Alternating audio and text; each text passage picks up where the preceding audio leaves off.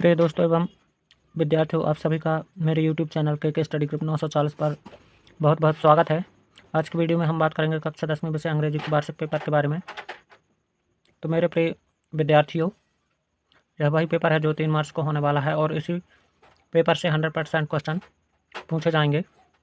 तो आप सभी लोग वीडियो को अंत तक जरूर देखें, साथ ही चैनल को लाइक, सब्सक्राइब, शेयर और कमेंट करना न भूलें। तो देखते हैं प्रश्न पहला।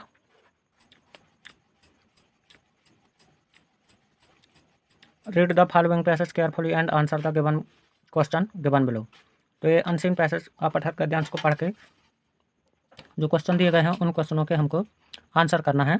तो आप लोग अच्छी तरह से इस अपठित गद्यांश को पढ़ लीजिए और जो क्वेश्चन दिए हैं उनके आंसर लगाना है। तो पहले है क्वेश्चन इसमें, the airplane was inspired by. तो इसका जो राइट आंसर होगा वह होगा बी, बर्ड्स। दूसरा क्वेश्चन है, biomimicries refers to designs that. इसका राइट आंसर होगा C, are inspired by natural things. तीसरा है, biomimicry views the natural world as a. तो इसका राइट आंसर होगा बी, मेंटर। चौथा है, Bharadwaj help solve many of the challenges encountered by man. तो इसका जो राइट आंसर होगा वह होगा इवोल्यूशन।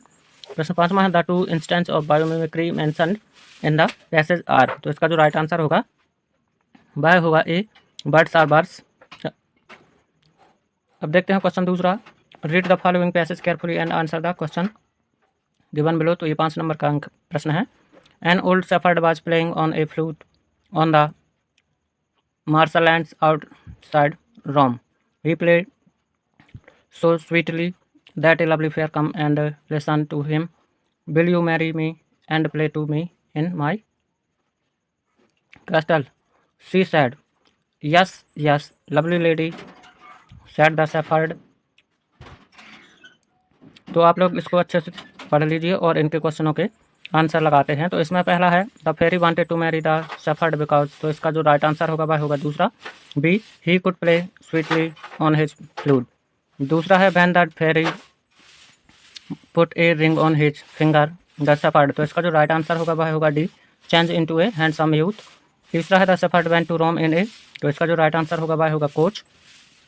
चौथा है, when the shepherd reached Rome he. तो इसका जो राइट आंसर होगा वह होगा A, meet his friends there. Question 5वां, the queen ordered the shepherd to be whipped out of the place because he. इसका जो राइट आंसर होगा वह होगा ए। क्वेश्चन तीसरा, read the following passage carefully and answer the question given below. तो इसकी हमको जो क्वेश्चन है उनके आंसर देना है। तो इसमें है, read the passage carefully and make notes. तो हमको इसको अच्छी तरह से पढ़ के नोट्स मेकिंग करना है, नोट्स बनाना है। और दूसरा है, गिव ए सुटेबल टाइटल। तो हमें एक उपयुक्त शीर्षक देना है। अब हम देखते हैं क्वेश्चन नंबर 4। तो क्वेश्चन नंबर 4 में है सेक्शन बी, राइटिंग। तो यहाँ पर हमको you are C studying in girls government girls higher secondary school Morena, write an application to your principal for school leaving certificate. तो यहाँ पर हमको टीसी के लिए, शाला छोड़ने के लिए प्रमाण पत्र अर्थात टीसी के लिए एप्लीकेशन लिखना है। अथवा है, you are Monika living at 810 Aastha Parisar Bhopal, write a letter to your friends Aarti telling her about your summer holidays programme and invite her to join you.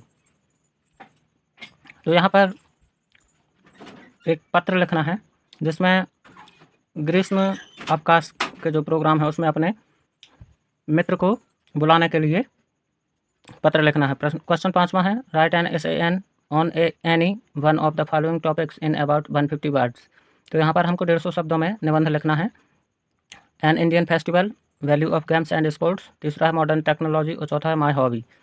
अथवा है, right a paragraph on any one of the following in about 150 words. तो यहाँ पर भी हमको 150 शब्दों में किसी एक टॉपिक पर पैराग्राफ लिखना है, जैसे importance of English, advantage and disadvantage of mobile phones, importance of games and sports. चौथा है, इंपॉर्टेंस ऑफ ट्रीज। क्वेश्चन 6वां है, on the basis of the picture given below describe how we can keep yourself fit and healthy. तो यहाँ पर हमको 75 शब्दों में इन चित्रों को देखकर लिखना है। क्वेश्चन 7वां है, सेक्शन सी, ग्रामर। तो इसमें पहला है fill in the blanks any Khalistan moon walk slowly and silently. तो इसमें ए एन दा का प्रयोग है, तो हम इन तीनों में से किसी एक का प्रयोग करेंगे, तो जो राइट होगा उसको हम खालिस्तान में लिख देंगे। तो इसमें जो राइट आंसर होगा वह होगा द। दूसरा है Ram is sitting Radha and सपना। तो इसमें जो राइट आंसर होगा वह होगा बिटवीन।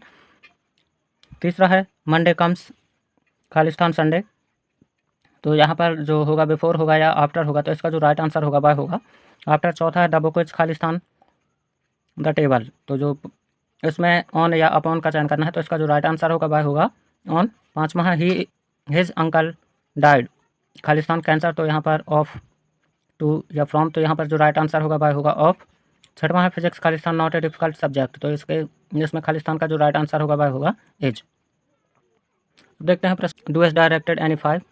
तो इसमें पहला है he did his work well. तो इसको हमको नेगेटिव नकारात्मक वाक्य में बदलना है। तो इसका जो राइट आंसर होगा वह he did not do his work well. दूसरा है ही हैज़ टेकन टी। तो इसको हमको इंट्रोगेटिव में बदलना है, तो ये होगा हैज़ ही टेकन टी। तीसरा है they are selling their house. तो इसका राइट आंसर होगा they have sold their house. चौथा है in the park we are playing children football. तो इसको हमको arrange the jumped work into meaningful sentence. तो हमको इनको जमा के एक अर्थपूर्ण वाक्य में परिवर्तित करना है। तो इसमें जो होगा answer children's we are playing football in the park. पाँचवा है he is rich he is not happy. इसको हमको 8 का प्रयोग करना है। तो he is rich 8 he is not happy. तो यहाँ पर 8 जो है दोनों वाक्यों को जोड़ने के लिए काम करेगा। छठवां है they have been playing here since morning. Section D text book. तो इसमें हमको क्वेश्चन 9 देखते हैं आंसर एंड फॉलोइंग क्वेश्चन। तो इसमें है Lencho wrote a letter to. तो इसका जो राइट आंसर होगा वह होगा गॉड। दूसरा है who is the poet of the poem dust of snow.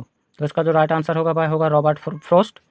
तीसरा है who was written the poem fire and ice. तो फायर एंड आइस कविता के लेखक कौन थे? तो इसमें आंसर होगा रॉबर्ट फ्रोस्ट। चौथा है where was Lencho house situated. तो इसका जो राइट आंसर होगा वह होगा top of a hill. Question 10वां read the following extract from the prose and answer the question given below. तो इसको भी हमको पढ़ के ये जो क्वेश्चन दिए हैं उनके आंसर लगाना है। तो इसमें क्वेश्चन है from which lesson has this text been taken. तो इसका जो राइट आंसर होगा वह होगा नेल्सन मंडेला। दूसरा in the above text I refers to. तो इसका राइट आंसर होगा नेल्सन मंडेला। तीसरा है the ceremony took place in. तो इसका जो राइट आंसर होगा वह होगा प्रिटोरिया। बी है read the following extract carefully and answer the question given below. तो इसको पढ़ के हमको जो प्रश्न दिए हैं उनके आंसर करना है। तो क्वेश्चन है first from which poem the above lines have been taken dust of snow fire and ice a tiger in the zoo. दूसरा है what does the star at. दूसरा है व्हाट डज स्टार एट। तो ये 3 option है। तीसरा है which of the following is opposite of the word brilliant. Question number 11 answer the following question 11 answer the following question 30 words any 6। तो हमको ये 7 क्वेश्चन दिए हैं, इन 7 क्वेश्चनों में से इन्हीं 6 के आंसर करना है। क्वेश्चन 12 है answer the following question and 30 words any 2। तो यहाँ पर 3 क्वेश्चन हैं, इन 3 क्वेश्चनों में से 2 क्वेश्चनों के हमको 30 शब्दों में आंसर करना है। Question number 13 answer the following question 30 words any 2। तो यहाँ भी 3 प्रश्न दिए हुए हैं जिनके हमको 3 शब्दों में उत्तर देना है। Question 14 answer the following question in about 75 words. तो यहाँ पर हमको इन क्वेश्चनों के बारे में 75 शब्दों में लिखना है। अथवा है how did Mandela's hunger for freedom change his life. Question 15 the following question in 75 words is theme of the poem dust of snow. तो यहाँ पर हमको डस्ट एंड स्नो कविता के थीम से 75 वर्ड्स के बाद 75 शब्दों में लिखना है। अथवा है right the central idea of the poem Amanda. Amanda का केंद्रीय भाव लिखना है हमको। क्वेश्चन 16 है answer the following question in about 75 words in the end of the lesson. Mister Pomfrey से